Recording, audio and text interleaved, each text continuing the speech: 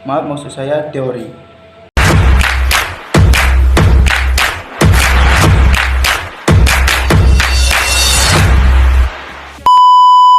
Assalamualaikum warahmatullahi wabarakatuh. Selamat pagi, siang, sore, malam untuk kamu yang menonton video ini. Om Santisyatu, salam kebijakan bagi kita semua. Baiklah, sebelum saya menjelaskan teori tentang dasar manajemen dan bisnis, yang terhormat untuk Ibu Nita Rosa Damayanti MCom PDH dan teman-teman yang saya sayangi yang lagi nonton. Oke, lanjut aja, langsung kita ke materinya.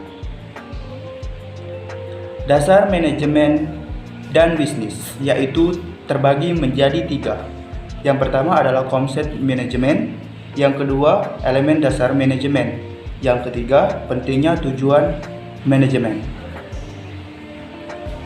Untuk yang pertama, konsep dasar manajemen terbagi menjadi 6. Yang pertama, manajemen sebagai seni dan sains. Yang kedua, gaya kepemimpinan manajemen dan dalam manajer. Yang ketiga, tingkatan manajer dan tanggung jawabnya. Yang keempat, keterampilan dalam manajemen. Yang kelima, peran manajemen dalam manajemen. Yang terakhir, manajemen sebagai pelaksanaan manajemen. Maaf, maksud saya manajer sebagai pelaksanaan manajemen. Yang pertama itu ada manajemen sebagai seni dan sains. Manajemen merupakan suatu ilmu dan seni. Mengapa disebut demikian? Manajemen sebagai suatu ilmu pengetahuan karena telah dipelajari sejak lama dan telah diorganisasikan menjadi sebuah lestari. Maaf, maksud saya teori. Sedangkan manajemen sebagai suatu seni di sini memandang bahwa di dalam pencapaian suatu tujuan diperlukan kerjasama dengan orang lain. Pada hakikatnya, kegiatan manusia pada umumnya adalah menagih atau mengatur. Untuk mengatur inilah diperlukan sebuah seni atau sains dan sains. Oke, yang kedua itu ada gaya kepemimpinan manajer dalam manajemen. Apakah itu? Menurut Kurt Lewin, terdapat 3 gaya kepemimpinan utama manajer dalam menangani permasalahan dan mengambil keputusan, yaitu gaya kepemimpinan oktokratis, yang kedua gaya kepemimpinan demokratis, yang ketiga gaya kepemimpinan laissez-faire. Gaya kepemimpinan oktokratis adalah dalam gaya ini, manajer oktokratis tidak diberikan wewenang pengambilan keputusan kepada bawahannya. Untuk yang kedua, gaya kepemimpinan demokratis. Dalam gaya ini, seorang manajer biasanya meminta pendapat atau nasihat dari anggota tim atau bawahannya sebelum mengambil keputusan. Untuk yang ketiga, gaya kepemimpinan laissez-faire. Dalam gaya ini, manajer atau pemimpin akan memberikan bawahannya kebebasan penuh dalam mengambil keputusan yang berkaitan dengan tugas yang dikerjakannya dan tentunya dalam batas waktu yang telah ditentukan oleh manajer mereka. Untuk yang ketiga, lanjut, yaitu ada tingkatnya manajer dan tanggung jawab. Apa itu? Yaitu dibagi menjadi 3. Yang pertama, manajer puncak atau top manager. Yang kedua, manajer mayday atau mayday manager. Yang ketiga, manajer bawah atau first line manager. Yang pertama itu manajer puncak atau top manager. Tugas manajer puncak adalah menetapkan tujuan, strategi, dan kebijakan perusahaan secara umum yang kemudian akan diterjemahkan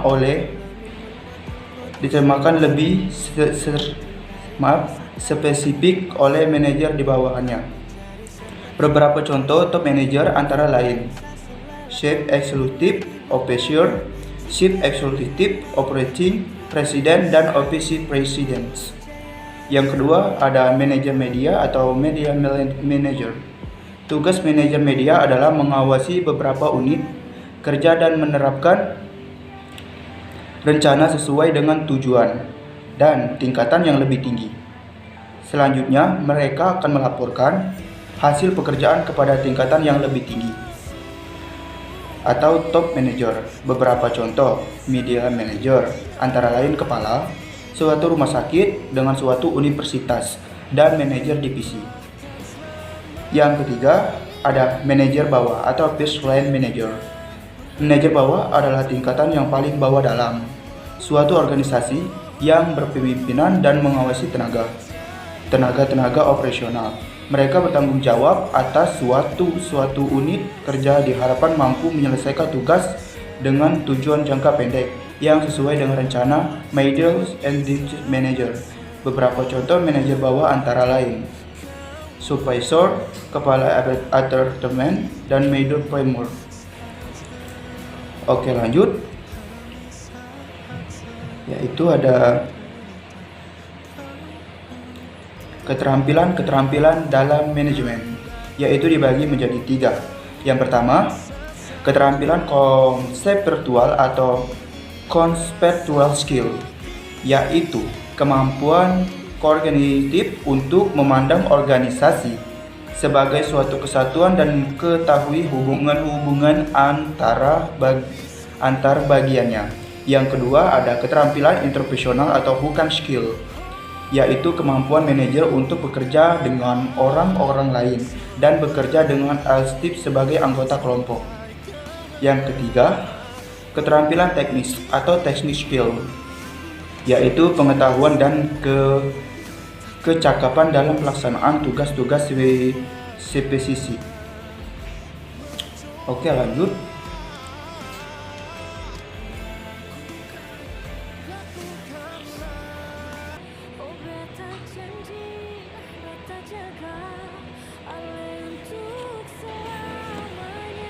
Peran manajemen dalam manajemen. Menurut Myers-Briggs, ada peran manager yang diduplikasikan dalam methods based on manager in C or C world of organization, yaitu ada 3. Yang pertama, interpersonal roles atau peran antar pribadi.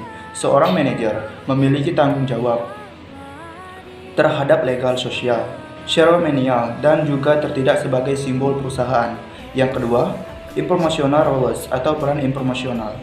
Seseorang manajer berperan sebagai pencari informasi yang berkaitan dengan industri atau organisasi.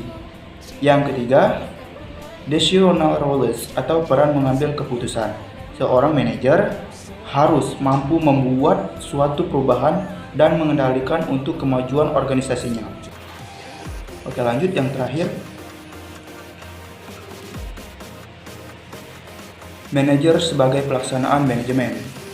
Manajer adalah seorang yang bekerja melalui orang lain dengan mengkoordinasikan kegiatan-kegiatan mereka guna mencapai sasaran organisasi. Seseorang yang karena pengalaman, pengetahuan, dan keterampilan diakui oleh organisasi untuk memimpin, mengatur, mengelola organisasi, pengendalian, dan mengembangkan kegiatan organisasi dalam rangka mencapai tujuan. Dalam setiap organisasi bisnis, para manajer ini bertugas untuk memastikan bahwa keseluruhan tujuan yang telah ditetapkan oleh organisasi dapat diwujudkan melalui rangkaian kegiatan manajemen, baik yang bersifat fungsional maupun operasional. Oke, untuk yang kedua, yaitu ada elemen dasar manajemen. Apa itu elemen dasar manajemen? Elemen dasar manajemen dibagi menjadi 5. Yang pertama, perencanaan. Yang kedua, pengorganisasian. Yang ketiga, kepemimpinan. Yang keempat, koordinasi. Yang terakhir, pengontrol. Untuk yang pertama, perencanaan. Perencanaan adalah sederhananya perencanaan datang dengan strategi dan teknik tentang bagaimana mencapai tujuan bisnis. Untuk membuat rencana, seseorang harus melihat di masa depan. Oke, lanjut. Perorganisasian. Perorganisasian adalah sebuah organisasi hanya dapat bergerak maju dan mencapai kesuksesan jika organisasi dengan baik sesuai dengan rencananya. Yang ketiga, kepemimpinan. Kepemimpinan adalah kepala organisasi memiliki 4 fungsi, yaitu komunikasi, kepemimpinan, pengawasan, motivasi. Yang keempat, koordinasi adalah tenaga kerja setelah diinformasikan, dimotivasi, dan organisasi dengan benar. Elemen berikut yang harus difokuskan oleh kepala organisasi adalah prosedur yang dilakukan perusahaan. Yang terakhir, mengontrol. Mengontrol yaitu sebagai seorang pemimpin atau manajer juga memiliki tanggung jawab untuk mengendalikan operasi dan tenaga kerja organisasi dan memastikan bahwa semuanya selaras dengan tujuan perusahaan. Oke, lanjut. Yang terakhir itu adanya pentingnya tujuan manajemen. Pentingnya tujuan manajemen yaitu tujuan manajemen adalah untuk mengamankan hasil maksimum dengan upaya dan sumber daya minimum, dan juga manajemen pada dasarnya berkaitan dengan berpikir dan memanfaatkan sumber daya manusia, material, dan keuangan sedemikian rupa sehingga akan menghasilkan kombinasi terbaik. Oke, itu saja penjelasan singkat dari saya tentang dasar manajemen dan bisnis. Sekian dari saya. Wassalamualaikum warahmatullahi wabarakatuh. Sebelum kita akhiri videonya atau penjelasannya, jangan lupa subscribe, like, and share, comment. Bye.